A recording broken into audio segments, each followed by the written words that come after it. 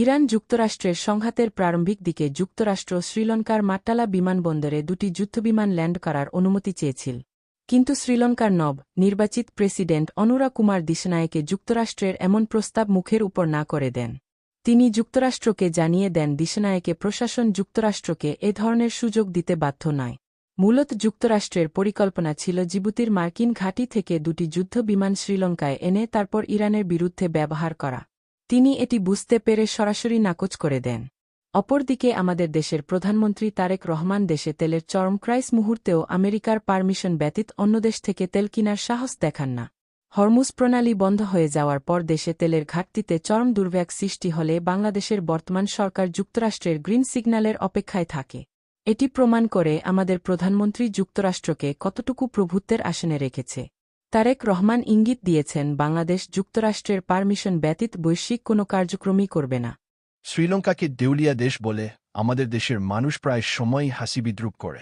প্রধানমন্ত্রী হওয়ার আগে তারেক রহমান নিজেও তখনকার বাংলাদেশ সরকারকে সতর্ক করেছিল বাংলাদেশ যেন শ্রীলঙ্কার মতো দেউলিয়া না হয়। অথচ দেউলিয়া দেশ শ্রীলঙ্কার রাষ্ট্রপতি যুক্তরাষ্ট্রের সাথে চোখে চোখ রেখে কথা বলার সাহস দেখায়। কিন্তু আমাদের তারেক রহমান দেশের জন্য তেল কিনবেন এটাও মার্কিন অনুমতি ছাড়া পারেন না।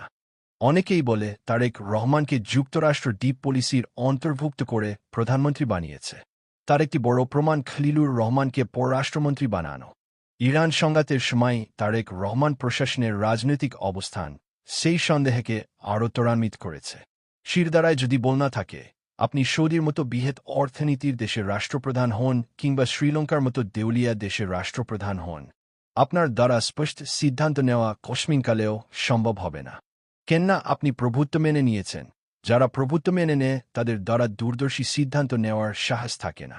অনুরা কুমার দিশনায়েকে গতকাল যখন শ্রীলঙ্কার পার্লামেন্টে তার এমন সাহসিকতার সিদ্ধান্ত উপস্থাপন করেন, তখন সকল সংশ্লিষ্টরা তার এমন সাহসিকতার সিদ্ধান্তকে করতালির মাধ্যমে স্বাগত জানায়।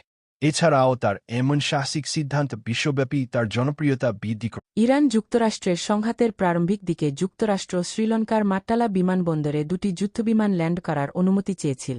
কিন্তু শ্রীলঙ্কার নির্বাচিত প্রেসিডেন্ট অনুরা কুমার দিশনায়েকে যুক্তরাষ্ট্রের এমন প্রস্তাব মুখের উপর না করে দেন।